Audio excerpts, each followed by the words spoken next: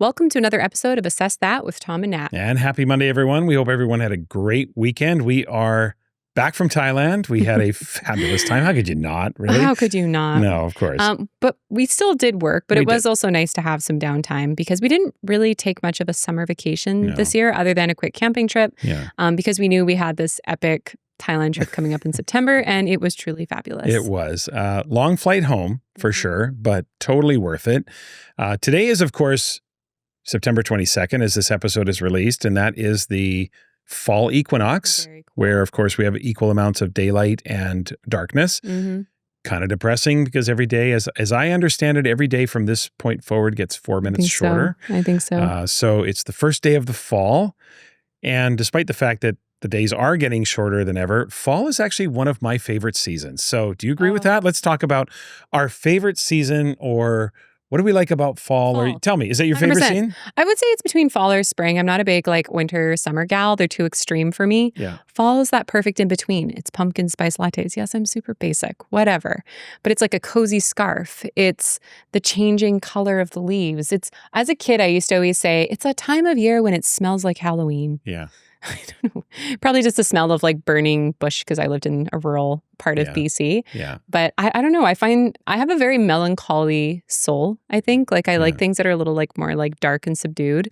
So fall's my jam. What about you? I love fall. I think September, even though technically most of September is still summer, September in Vancouver is one of the nicest months weather-wise, because what I love about it, what's different than the summer, even on the West Coast where it doesn't get extremely hot, but what I like about the fall is it cools down. I call it sweatshirt weather, right? I think a lot of people do. It's at night. Sweater weather? No, it's not sweater weather. That's winter. Okay, sorry. Sweatshirt weather. I love the crispness in the air in the morning, the evenings it cools down. And of course, listeners, I like fall also because it is the start of football season, which means fantasy football. Yes. And this 4-month obsession with trying to win a trophy of a make-believe football team that I put together to assert my genius. But you said it. I said it. It is... I am the commissioner of our fantasy football league, and this is year 14, I believe, of our league. And it's a group of guys that I've known for most of my career, some of my best friends, and we're all educators. And it's a really fun kind of thing to be a part of. But all kidding aside, for me, fall just has that. The air seems cleaner. The air is cooler at night. We tend to sleep better. Yeah. I didn't know pumpkin spice lattes are basic. I thought those were are they basic? I thought they were special. They're considered quite basic. Oh, yes. They're quite basic. Oh, okay. Well, unfortunately. Anyway. I think they're great. They're amazing. I tend to find, I'm one who will, find things I like about all seasons. I love the winter, getting, it's cold outside, but you get the fireplace on or something Seasons like that. Are fun. I love summer, the beach, all of it. But I have always, maybe it is my love of sports. Well, I don't know what it is, but there is something about the fall that I really love. Okay, listeners. Today we are talking about not fall, but final exams. Yeah. Dun, dun, dun. We are. And you know what? They don't have to be this dreaded, stress-filled tradition that we all remember from our school experiences. So we're going to explore how to turn them into a powerful learning experience that students will actually find meaningful. Right. And we're going to share some practical redesign strategies, some examples, and ways to make exams more authentic, maybe more equitable, maybe more engaging without imploding your grading system, right? So listen, here's the deal. If we're going to have final exams, if they are going to be there, now we could be very aspirational and say, let's get rid of them or let's not have them. Fine. But we also know that a lot of schools and a lot of districts are dealing with this idea that they currently have final exams, not just the standardized tests, but they do have those final exams. So if we're going to have them and you have an exam period, let's work to make them a more valuable learning experience and a meaningful way to gather more evidence. So that's today's plan. Let's get to it. So if we are going to have final exams, if that is a part of the system you're in and there's not a lot you can do to change it, we want to explore how to make it meaningful and relevant for kids, and not just this really stressful, you have to remember everything we taught you throughout the year. But don't get it twisted. We're not in this episode advocating or saying that we think everyone should do a final exam. It's the best way to end the year, especially when it's in more of a traditional sense. Right. This episode is really focused on the practical here and now. We could be very aspirational about getting rid of exams, but we want to get away from this like almost the caricature that you see in movies about the stressful time of final exams and get to a place where we can have a more meaningful experience. There are so many other more substantive things that we could do at the end of the year besides just having this stapled packet of paper in this exam. But if you're going to have them, then maybe let's reimagine what they could be and let's stretch our imagination a little bit to see what they could be and stop leaning on this hamster wheel of just like, that's how we've always done it. That's how we've always done it. That's what exams have always been. We need to jump off of that hamster wheel. And you might be wondering, why are they talking about this at the beginning of the year rather than the end when we actually have final exams? And that's because we feel like here in the fall, the start of the school year, there's still time to act. We're not going to give you this episode and this information when you're like, oh, well, we already printed them and they're in a file somewhere. Like, can't do anything about it now. So we feel like this is the perfect time to begin with the end in mind, if you will. Right. If we gave you this episode in December, you'd say, oh, our exam period's right around the corner, or January, or at the end of the school year. So the beginning of the year, it's not just that we have the time to act, but we probably have the energy and the bandwidth to act. So let's talk first about why we need to reimagine exams. For a lot of reasons, but a big one is that exams in the traditional sense often emphasize memorization over mastery. And they also disproportionately disadvantage those kids who have test-taking anxiety and are kids who really have a deep understanding, but it might not show up in that space because the test anxiety of this big, epic final exam week just completely diminishes what they actually can do because it's a high-pressure moment. Right. And they also promote just really unhealthy habits when it comes to long-term retention and learning, things like cramming. We all know that well. You stuff all the information in your brain, you have a million flashcards, you dump it on the exam, and then you completely forget it a week later. And a lot of that anxiety, I hate to say it, but a lot of anxiety actually comes from teachers and principals and educators who constantly hype up, well, you better look, exams are coming. Exams are coming. You're going to fail the exam. And pretty soon kids start to, and it's not that a little bit of pressure is terrible, but you can almost overhype the exam to the point. So some people might say, well, why do we keep them at all? Well, it is not in and of itself wrong to have a culminating demonstration of skills. The concept of exams is a little bit absurd, which is I'm going to take 5 months of learning or a year-long worth of warning and summarize it in 2 hours. Like that, all you're going to get is surface, right? We talk about exams. You either can go deep or wide in a finite period of time. You can't do both. So a lot of times that traditional exam is just really looking at the surface. So it's not wrong to have a culminating demonstration of skills or concept. It does give students one more opportunity toward and give more recent evidence about their learning. And it can, if done right, a culminating exercise, if you want to call it an exam, could provide an authentic closure to a course if the exam is designed correctly. So you could get an authentic demonstration at the very end. So the more recent evidence of what they know, there is some advantage to having that toward the end of the semester, which may show you that the student actually has a deeper level of understanding. And the exam, again, the caveat, if designed right, could help communicate learning to multiple stakeholders in terms of what kids know, what they can do. Students can understand for themselves. Parents can understand a little bit more about where their children are, where their teenagers are.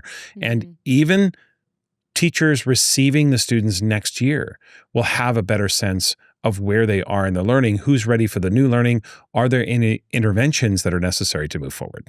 Yes, the real problem that we want to highlight here is the lack of questioning around exams because it falls under the veil of that thing we all know well in education, which is that's the way we've always done it. And we just don't question it. So we're saying, okay, let's just open up our minds to the possibility that if we are going to say they're non-negotiable, okay, fine. How might we rethink their designs so that it's something more meaningful, engaging, fair, relevant for the students?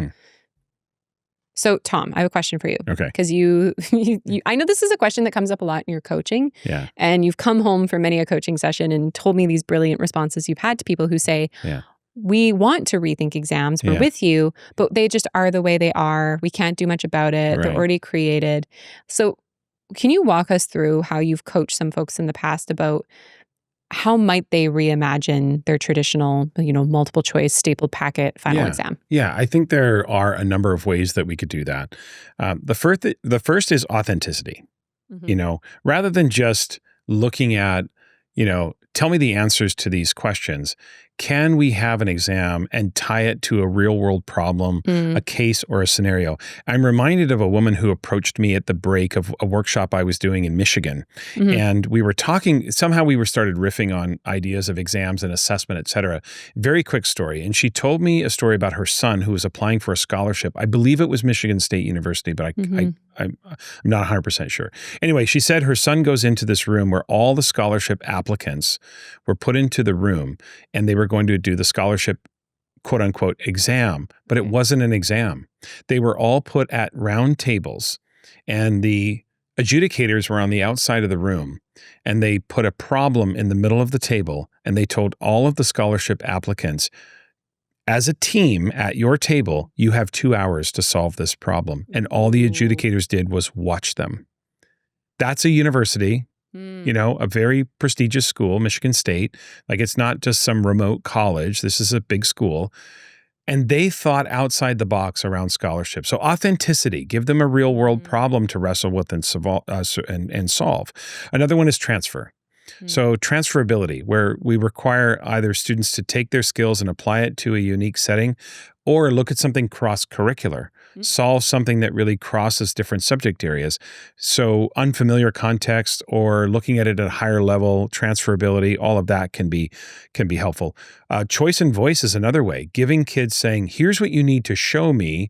Now you have the opportunity to flex a little creativity and show it to me in a manner that is conducive to the standards or to the outcomes that we're trying to reach, but allows you to exercise some of your own initiative, your own creativity, the own way that you'd like to show how we know. Another one might be the integration, right? So I talked a little bit about cross-curricular, but that Michigan State example is an example of integration. That is collaborative problem solving.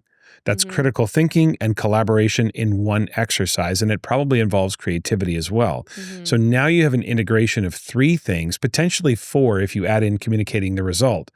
So that is the ideal. In a competency-driven world, we would give kids a problem that they would have to collaboratively think critically about to determine a creative solution that they would communicate and then try to execute. That is the ultimate integration of competencies. So not thinking of competencies as silos, but thinking of them in a way that allows us to blend those together. And then, of course, another is equity. We have to think about accessibility for diverse learners. How do they access the curriculum? Can they exercise? Looking at things like the UDL principles, scaffolds, multiple modalities in terms of demonstrating learning and how they go through that process. So there are a lot. And I know this is cliche, but we are only limited by our own imagination. Just give ourselves, last episode, listeners, we talked about creativity from a student's perspective. What about creativity within our profession? Let's think creatively about what a culminating experience could be at the end of the year. A lot of schools do capstone projects and they do things like that to really exercise this, but not enough are still even remotely thinking about it. So again, just very quickly, authenticity, transfer, choice and voice, integration of skills, or equity. These are lenses through which you can examine those exam periods. Yeah, and there's obviously so many real world examples out there of how to do this. Like the MIT example. Okay, let's say that you're like, collaboration, that feels insane. I can't do that. Okay, fine, whatever. Sure. But let's imagine on your individual exam that you have students do and you're a science teacher, say biology, they have to do like a case study analysis where they look at all the different components. They're applying their understanding of biology concepts to evaluate a fictional medical case and come up with some kind of a recommendation as if they were like talking to the parents and they're the doctor who's making sense of that information and they present solutions. They could easily do that in a written format on like a traditional sit-down test. Or we could have them do some kind of like a performance task. One of my favorite frameworks for a performance task, I hate saying this word, it's got a double S and I have a lisp, so bear with me, I'm so sorry. GRASPs. Whoever created that acronym is really cruel. I think it's Jay McTye and Grant Wiggins. GRASPs task. It stands for goal, role, audience, situation, product, standards.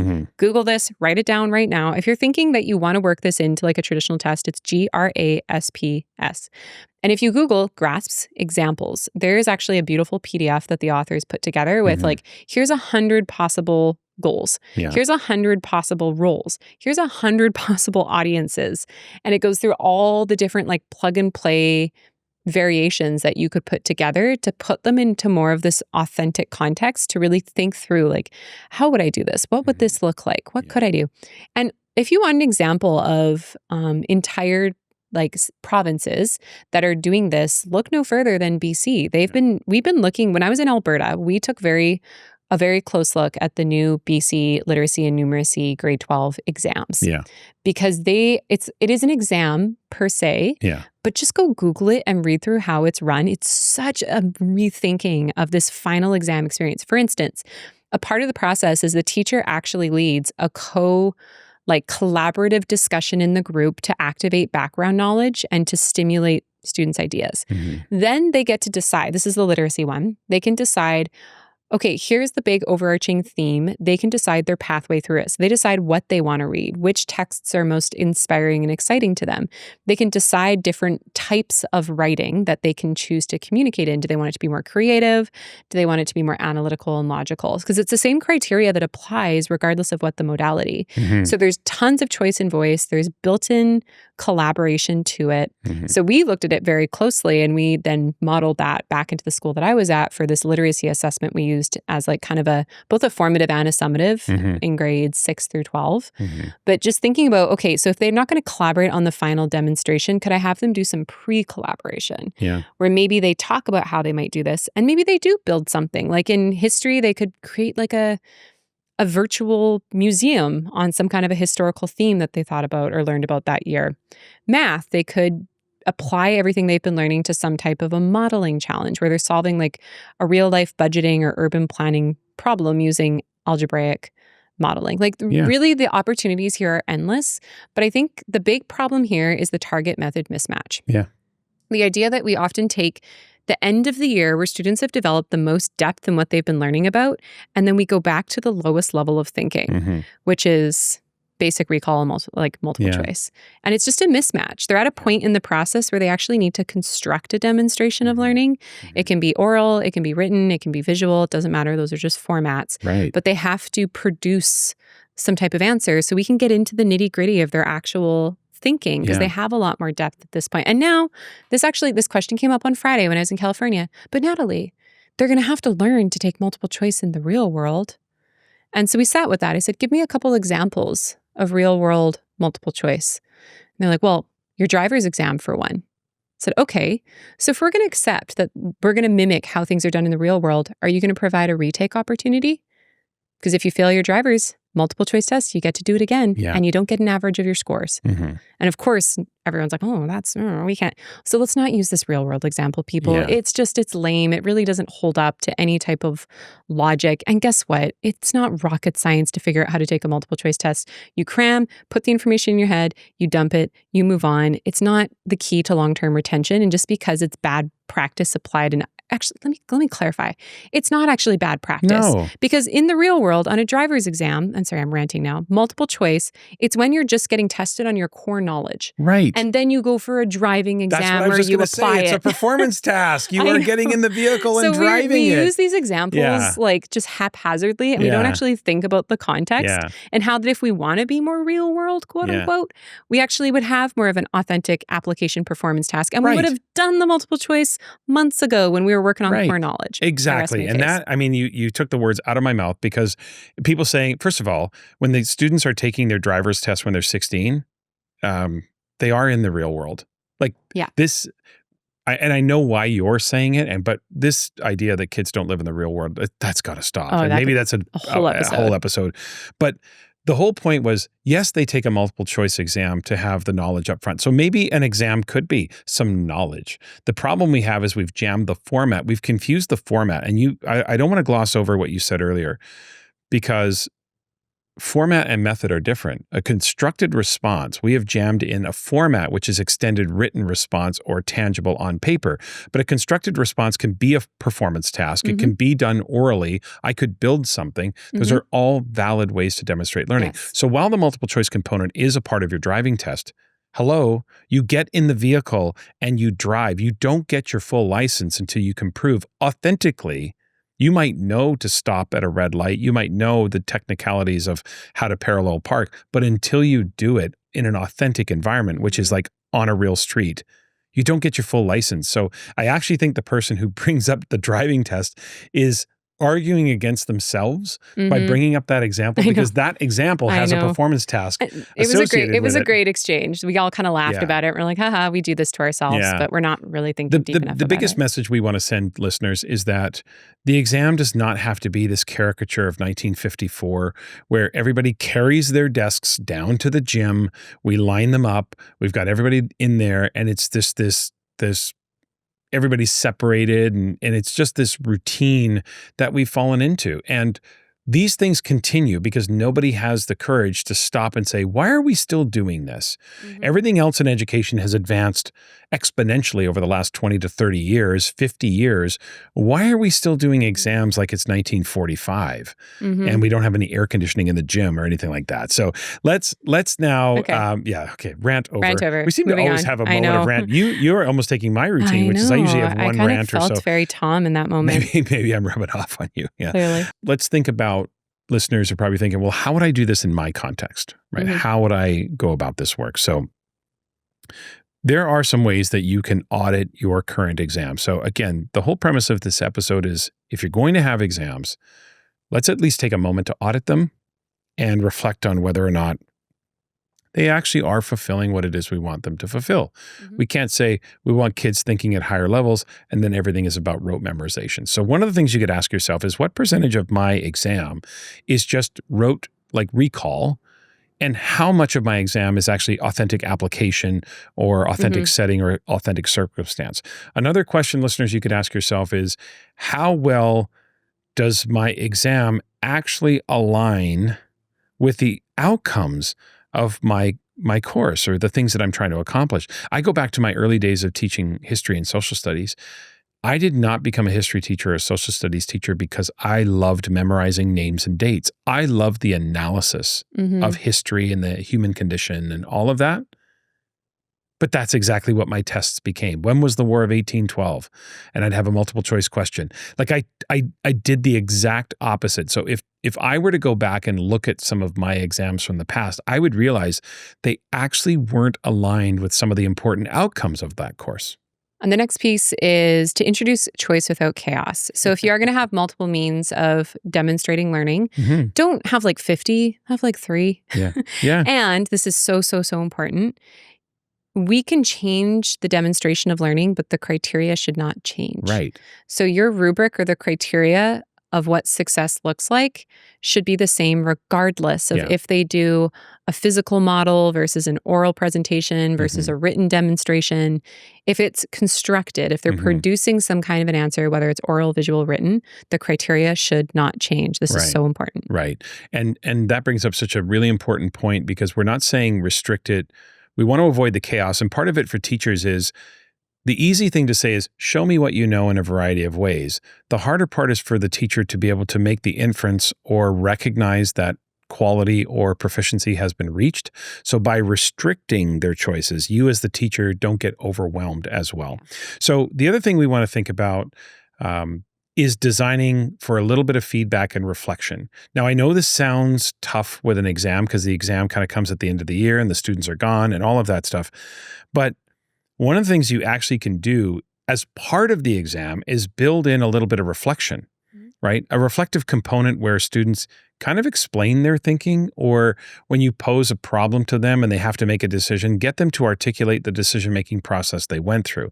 So that could be one way to incorporate reflection into the exam. Or maybe there's a way, I know, call me crazy, but maybe there's a way for some sort of review session after the exam so that we could reinforce a little bit of the learning. And I know traditionally it's like the exhale of it's exam week and classes are over and all of that. But this could be done asynchronously. It could be done online. There's a lot of ways to incorporate it. And we're not saying it needs to be a heavy lift, but sometimes the exams just go into the abyss and the kids know what their mark is, but they don't know kind of what they've been thinking or how the teacher received it. So allowing some sort of asynchronous review or some sort of group-based thing that we could do to kind of serve that. Okay. So I'm wondering, Tom, if you can talk about, because this is a big area of your expertise, how you would deal with the grading realities around a final exam. Yeah. I mean, some of the grading realities, we have to match, what we're doing. And the reality is that some people are still stuck in a very traditional way. I think the biggest thing I would probably say about exams is try not to fall victim to the kind of tournament bracket grading that we have done, which is first grading period is worth 40%. The second grading period is worth 40%. That equals 80%. Exam worth 20%. There's your 100%. Yeah. Think of the exam as I said this earlier, one more opportunity for students to show what they know on maybe your higher priority outcomes, your essential standards, so that it isn't just what score did you get, but the exam can get folded into previous evidence based on different strands or categories that you've already established.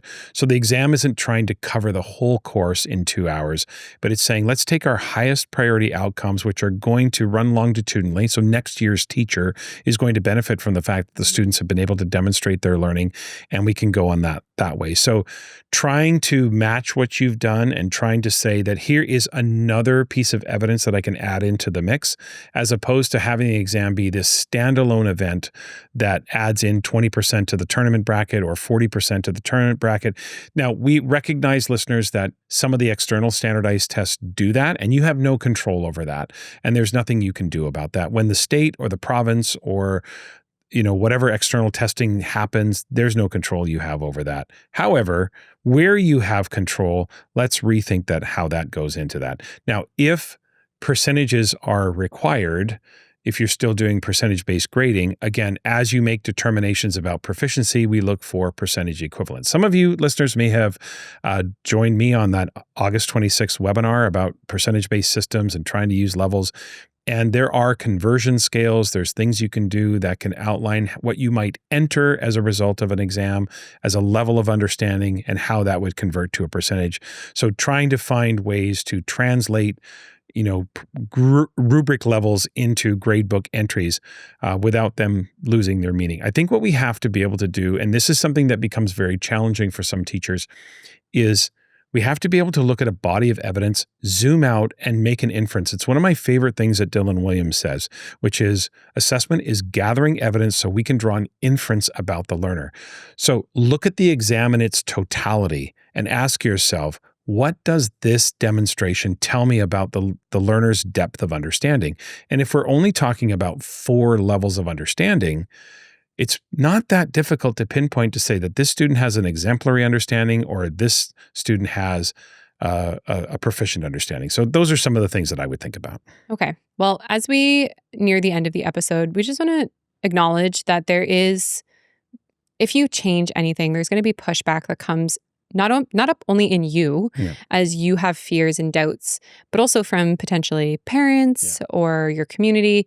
So the first fear and doubt that we hear people have to navigate when they make a shift in something that's been so traditional for so long is, I just don't know if I have time. That feels like so much what you just described. Okay, then don't do everything. Just start with one section, one small section of the exam. Just rethink it to be something more authentic and relevant. Start there. Another thing we often hear is, well, parents have this expectation that there'll be a traditional exam because that's what they had in school. Okay. We've also found that when we communicate a rationale or we communicate why we're making a shift to parents, 98% of them are going to be on board. They're going to understand. They're going to go, that makes a lot of sense. Thank you. Like, there's no parent out there that would say, you know what? I don't want my kid to have a deeper, richer understanding of your course. Just dumb it down a little bit. Yeah. Like, no. They won't. They're going to be like, yeah, that makes sense. I want them to have to think more critically and a little bit more collaboratively or creatively. So just explain it. Most will be on board. And you're going to have a couple rocks that are going to be angry no matter what you do. So so what? Yeah, that's just Just give them the ChatGPT response email and move on. Don't let them take any of your energy. They don't deserve it. That's right. Another thing that people often say is, I've already started. I just feel like it wouldn't be fair to change it now. Like, I feel like some students are getting one experience. So, okay. So is there just a space where throughout your year you could pilot? Mhm. Maybe it's one specific section of a course, something like that. But again, this goes back to the idea of just start small. You Yeah. don't have to throw everything out at once and No. start from scratch. Yeah. Just see where you can start to tweak and take a step forward. And that step will give you feedback, which will help you know where to go next. Right. Think big, start small. So listeners, a few quick wins. These are things that you could do, just tiny adjustments, as Natalie is saying. So first of all, think about this. What if you just replaced 20% of your multiple choice questions, just 1/5 of the questions, and added something that was more authentic, a scenario-based task or something where the students had to reflect on this situation and resolve that problem? Or maybe you can just add in a reflective component or a synthesis component that is maybe 10% of the exam, just a small portion of it that starts to add something different. And you can learn from that, see how the students respond to that. You might have kids coming out of the exam, I really love that scenario-based idea, or, that was great. Give students, a choice, just one choice on how they demonstrate a specific goal. You could take the whole parenting adage, say, do you want the red pajamas or the blue pajamas? You're still wearing pajamas, but I'm going to give you a choice, right? So do you want to demonstrate it this way or that way? Or say, here's 2 questions or 2 scenarios, adding in some choice and voice. So looking for those quick wins rather than thinking it has to be this dichotomy or this binary of like, I either overhaul the exam or I stick with the status quo. Just looking for those quick wins can be very helpful. Okay, so as we wrap up, let's remember that the exam is the last word that our course really speaks to a student. So let's make it a conversation worth remembering. Right. So here's the challenge we want to leave you with, listeners, is to pick just one element of your final exam this year to reimagine and commit to sharing those results with your team.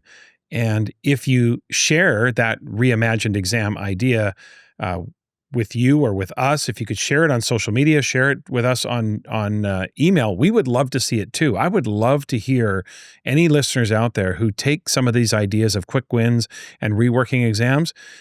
We would love to hear about it, and we would actually love your permission to share it in a follow-up episode where we just might mention, hey, some people took us up on that offer and they actually are starting to re-examine their exams. And so exams don't have to stay stuck in the status quo.